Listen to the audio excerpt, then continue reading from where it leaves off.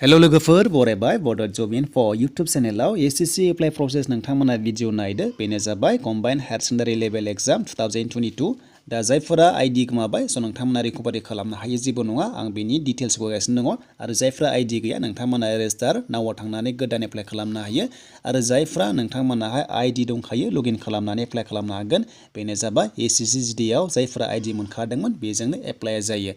दा बोरै खालामनांगौ नोंथांमोना स्टेप बाय स्टेप नाय आरो जायफ्रा आइडि गोमाबाय अब्ला फरगट पासवर्डआव थुनानै जोङो रिकभारि खालामनो हायो दा थुनाय लोगो लोगो बेबादि नोंथांमोना स्टेट सेलेक्ट खालामदो बेनिफ्राय इमेल आइडि बेनिफ्राय मबाइल नाम्बार होनानै साबमिट खालामनांगौ अब्ला नोंनि रेजिस्टार थानाय मबाइल नाम्बाराव OTP थांगोन आरो OTP होनानै नोंथांमोना रिकभारि खालामनानै गोदान पासवर्ड होनानै लानो हायो दा पासवर्डआ बोरै होनांगौ आं नोंथांमोननो स्क्रिनाव होगासिनो दङ बेबायदि नोंथांमोना होनांगौ दा जोंहा गोबाव खालामला रेजिस्टार गोदानै खालामबा नोंथांमोना निउ इउजाराव थुनानै बेबायदि मोनगोन माखासे बेसिकआव दा जेरै नोंथांमोना बेयाव आधार कार्ड दङबा येस नोंथांमोना दङबा येस होनानै नाम्बारखौ होनांगौमोन आरो आधार कार्ड नाम्बारखौ गैयाबा नोंथांमोना नो होनानै माखासे नोंथांमोना मा खालामनांगौ आइडि नोंथांमोना सेलेक्ट खालामनो हायो जेरै बेयाव दङ पेन कार्ड दङ ड्राइभिं लाइसेन्स दङ भटार कार्ड दङ स्कुल कलेज आइडि कार्डबाबो जागोन दा बे अके जाबाय बेनिफ्राय आइडि नाम्बारखौ फिन खनसेबा भेरिफाइ खालामनांगौ स नोंथांमोना भेरिफाइ खालाम बेनिफ्राय नामाहाय जेरै दं मेट्रिक सार्टिफिकेटआव बेखौ जेरै दं बेबायदि सेम टु सेम होनांगोन बेनिफ्राय भेरिफाइ खालामबावनांगौ नोंथांमोना 2 नाम्बाराव बियावहाय बेनिफ्राय नोंथांमोना चेन्ज खालामदोंबा येस खालामाखैबा न बेनिफ्राय 3A आव नोंथांमोना फादार्स नेमखौ होनानै 3B आव भेरिफाइ खालामबावदो आरो मादार्स नेमखौबो होनानै भेरिफाइ खालामबावदो बेनिफ्राय बार्थडे नोंथांमोना बे बक्सआव थुनाय लोगो लोगो केलेन्डार जागोन बेयाव नोंथांमोना मोजाङै सेलेक्ट खालामबानो जाबाय दा 1990 निफ्राय दङबा नोंथांमोना 2000 सिम दङबा 1990 आव थुग्रोनानै सेलेक्ट खालामनो हायो आरो अब्लानो 1991 92 93 गासैबो फैजोबगोन दानिया 10 पासनि बर्डखौहाय बोरै सेलेक्ट खालामनांगौ आं नोंथांमोननो डिटेल्सखौ होगासिनो दङ बे सेलेक्टआव नोंथांमोना थुनांगौ दा सेलेक्टआव थुनाय लोगो लोगो गोबां स्टेटनि बर्ड दङ बेयाव दा बर्डआ जोंना मा बेनो जाबाय board of secondary education Assam दङ मोनसे बेयाव नोंथांमोना सेलेक्ट खालामनांगौ दा नोंथांमोना नुनो मोन्दों बेयाव सेलेक्ट खालामदो board of secondary education Assam बेयाव थुनांगौ दा बेयाव थुनाय लोगो लोगो फिन खनसेबाव भेरिफाइ खालामनांगौ बेखायनो नागिरफिननानै आरोबाव भेरिफाइ खालामदो बेनिफ्राय रल नाम्बारखौ नोंथांमोना मेट्रिक सार्टिफिकेटआव जेरै दं होनांगौ दा खायसेना कड नाम्बार थायो खायसेना कड नाम्बार थाया जायना एडमिटआव कड नाम्बार दं बेखौ होफाजोबनांगौ थ' बेखायनो बेयाव गाइडलाइन्सआव होखादों जे जेरै दं नोंथांमोना कड नाम्बार दङबा कड नाम्बारखौ होनांगौ नोंथांमोना बे मेट्रिकनियाव थ' बेनिफ्राय रल नाम्बारखौ भेरिफाइ खालामबावदो आरो माब्ला मेट्रिक पास जादों बेयाव नोंथांमोना इयाराव सेलेक्ट खालामदो बेनो जाबाय इयार अफ पासिं दा बेयाव जायखिजाया सेलेक्ट खालामदों नोंनिखौ आं जास्ट एग्जाम्पल होदों नोंथांमोना नाय मोजां खालामा जाबाय प्रपारलि खालाम मिस्टेक खालामनाङा नङाबा रिजेक्ट जागोन दानिया मेलखौ नोंथांमोना सेलेक्ट खालामबाय जेन्डारखौ जायखिजाया बेनिफ्राय बेसेबां क्वालिफिकेसन दङ नोंथांमोना हाइस्टखौ नोंथांमोना होदो आरो ने नोङो लेभेला बेसेबां नोंनि क्वालिफिकेसना मेट्रिक पासआनो जा सरि बेयाव मेट्रिक पास जाहानाय नंखाया बे जाबाय HS पासनि नालाय बेनिफ्राय ग्रेजुवेट बा डिप्ल'मा होनानै नोंथांमोना मबाइल नाम्बार इमेल आइडि होनानै भेरिफाइ खालामनांगौ थिग जेरै दं नोंथांमोना स्टेटखौ होनानै सेभ खालामदो आरो सेभ खालामनाय लोगो लोगो नोंनाव माखासे OTP थांगोन नोंथांमोना बेखौहाय साबमिट खालामबानो कनफार्म खालामबानो जाबाय आरो बेबायदि स नोंथांमोना बेयाव कनफार्म खालामनाय लोगो लोगो आइडि मोनसिगोन जायफ्रा गोदान आइडि मोनगोन आरो गोदानै पासवर्ड नोंथांमोना सेलेक्ट खालामना लानांगौ आं बेखौ स्क्रिनाव होगासिनो दंखायो थ' बेनिफ्राय जायफ्रा आइडि दंखायो जोंहा दा लगइन खालामसै दा हमना ला नोंथांमोना आइडि मोनबाय नालाय दानिया लगइन खालामनांसिगौ बे नोंथांमोना इउजारनेमाव फैनानै दा रेजिस्ट्रेसन नाम्बारखौ होनांगोन बेनिफ्राय पासवर्ड जिथु जों दायो होदोंमोन बेखौ नोंथांमोना होनानै थ' नोंथांमोना केपसा मोनदों केपसाखौ होनानै लगइन खालामनांगौ थ' लगइन खालामनाय लोगो लोगो नोंनि प्रफाइला श' जागोन बेनिफ्रायनो डाइरेक्ट एप्लाइ खालामनो हायो दा नोंथांमोना भिडिअ नायलांबाय था आन्दायनाङा जे जोङो बेयाव केपसाखौ होबाय बेनिफ्राय लगइन खालामसै दा लगइन खालामबा माखासे नोंनि प्रफाइल डासबर्ड ओंखारगोन बेनिफ्रायनो एप्लाइखौ खालामबाय थानो हायो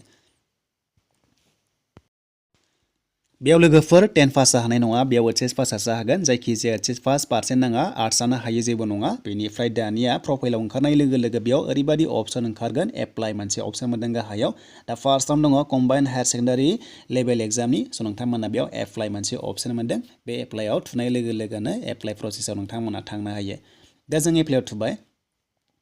दा एप्लाइआव थुनाय लोगो लोगो लडिं जागोन बेनिफ्राय नोंनि डासबर्ड एबा नोंनि नामा श' जागोन बेनिफ्राय जोंहा बेयावनो माखासे जोंहा गोदान सिस्टेम लानो हायो जेरै एडमिट कार्ड मोनो बेनिफ्रायनो एन्सार किबो नायनो हायो दा जों गाहायाव नायनानै माखासेल' आपडेट खालामनांगौ बारा खालामनाङा मानोना नोंहा रेजिस्टाराव थाखाजोब्बाय नालाय गासैबो नोंनि नाम बार्थडे फादार्स नेम एड्रेस गासैबो थाखाजोब्बाय स' बेखायनो जोंहा माखासे जोंहा जास्ट जों एडिट खालामनांगौ बेनो जाबाय फैना जोंहा माखासे दङ आरो स' नोंथांमोना भिडिअ नायलांबाय थाजोबजासिम अब्लानो मोनजोबगोन आरो रोङोब्ला नोंथांमोना मबाइलावनो एप्लाइ खालामनांगोन बेनिफ्राय फट'आ लेटेस्ट जानांगौ दे लोगोफोर फट' आरो डेट अफ प्रिन्ट थानाय जानांगौ मानोना 3 मान्थ्सनि अल्ड बारा जानो मोना बा बोराय जानो मोना फट' लेटेस्ट जानांगौ दा नोंथांमोना डाइरेक्ट 15 नाम्बाराव फैनानै एग्जाम सेन्टार सेलेक्ट खालामनांगौ बेनो जाबाय गुवाहाटि दङ शिलं दङ जरहाट दङ डिब्रुगड़ दङ नों जेराव होयो दा जों फार्स्ट प्रेफारेन्सआव जों खाथिखौनो होदो गुवाहाटिखौनो होदो दा तेजपुर गैया लोगोफोर नोंथांमोना सोंनो हागौ तेजपुर गैया गुवाहाटिखौ होनांगोन बेनिफ्राय जोंहा जायखिजाया सेलेक्ट खालामनांगौ प्रेफारेन्सखौ दा जों फार्स्टआव जोङो दिसपुर एबा गुवाहाटिखौ होबाय बेनिफ्राय नोंथांमोना 2, 3 आव सेन्टारखौ सेलेक्ट खालामबावदो बेनिफ्राय 16 नाम्बार ओरैबायदि लोगोफोर बेनो जाबाय टाइपिं टेस्ट थ' टाइपिं टेस्टआ नोंथांमोना इंलिसनि लायोना हिन्दी लायो मोननै दङ स' नोंथांमोना आन्दायनाङा थ' नोंथांमोना बे सेलेक्ट बक्सआव थुनाय लोगो लोगोनो मोनगोन आरो नोंथांमोना 16 नाम्बाराव नायबाय था थ' 16 नाम्बाराव फैबाय दानिया इंलिस नङाबा हिन्दी मोननैल' जागोन लेंगुवेजआ आरो एग्जामा अनलाइन जागोन बेखौ बुंदों नोङो एग्जामखौ बोरै होगोन होननानै स' बेखायनो इंलिस होदो नोंथांमोना बेनिफ्राय दानिया दा 17 नाम्बाराव ओरैबायदि बुंदों नोंहा एचएसआव साइन्स दं नामा साबजेक्टआ थ' दङबा नोंथांमोना येस गैयाबा न' आरो जायफ्रा दङ स' नोंथांमोना मोनसे डाटा एन्ट्रि अपारेटर मोनसे अफिसियेल दङ ना बेयाव इलिजिबल जागोन आरो बाट गैयाबा नोंथांमोना जेबो नङा जायखिजाया इलिजिबल जागोन गुबुन पस्टआव दानिया 20 नाम्बाराव ओरैबायदि नाय नोंनि बैसोआ जोंहा नर्मेला 18 निफ्राय 27 इयार्स मोनो नालाय बेखायनो 27 इयार्सनि बारोबा नोंथांमोना येस होनानै गाहायाव मोनसे सेलेक्ट बक्स दङ एज रिलेक्सेसन दङ बेयाव थुनानै जोंहा SC ST दङ गाहायाव बेयाव नोंथांमोना होनांगौ 01 क'डआव बाट नोंनिया आन्डार 27 इयार्स बा नोंथांमोना जेबो खालामनाङा न' होबानो जाबाय जायफ्रा जोंनि STफ्रा 27 नि बारा बारबाय एबा 30 सिम दङ 32 नोंथांमोना येस होनानै SC ST आव बक्सआव थुनांगौ थ' दानि हाइस्ट क्वालिफिकेसनाव जों थुनाय लोगो लोगो नोंहा मा फरायनाय बेखौ होदों आरो जे नोङो ग्रेजुवेटआनो जा बा नोङो HS पासआनो जा बा जायखिजाया नोङो बेयाव होनो हायो आरो दा बेयाव आं ग्रेजुवेट होबाय हमना ला एग्जाम्पल महरै स' नोंथांमोना बेयाव सेलेक्ट खालाम दा बे जादों नोंनि हाइस्ट क्वालिफिकेसन बाट बेयाव HS पासल' नांगौ HS पासआनो एप्लाइ खालामनो हायो गैयाबाबो जेबो नङा नोंथांमोना HSखौ होबानो जाबाय आरो बे हाइस्ट क्वालिफिकेसनावहाय दा नोंथांमोना हाइस्ट क्वालिफिकेसनखौ HS होनानै ला थ' बेनिफ्राय दानिया डिटेल्स अफ क्वालिफिकेसन माखासे दंबावो थ' नोंथांमोना बेखौ कनफार्म खालामबावनांगौ आरो थ' बिनिया HS पास जागोन थ' नोंथांमोना 12 स्टेन्डार्डआव होबानो जाबाय स' नोंथांमोना फार्स्टआवनो हो स' आन्दायनाङा नोंथांमोना सेलेक्ट इडुकेसनावहाय 12खौनो होबानो जाबाय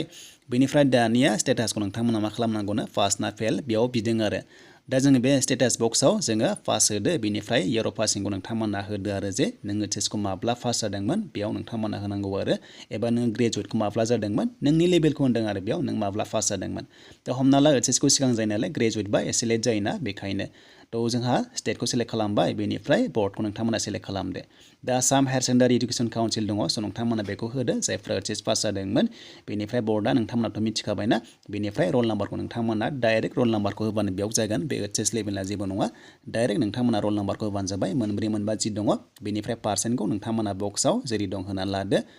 थ' बेनिफ्राय दानिया बुंदों जे नोंथांमोना नैबे 23 नाम्बाराव न' होनानै लादो बेखौ नांला जोंनो न' होदो बेनिफ्राय नोंनि गासैबो एड्रेसा बेयाव थाखाजोब्बाय दानिया जोंहा फैबाय फट' आरो सिगनेचाराव दा फट'नि साइजआ 20 निफ्राय 50 केबिसिम बेनिफ्राय सिगनेचारा 10 निफ्राय 20 केबिसिम फट'आ डेट अफ प्रिन्ट थानांगोन नङाबा रिजेक्ट जागोन बेखायनो मोजाङै मोजां होदो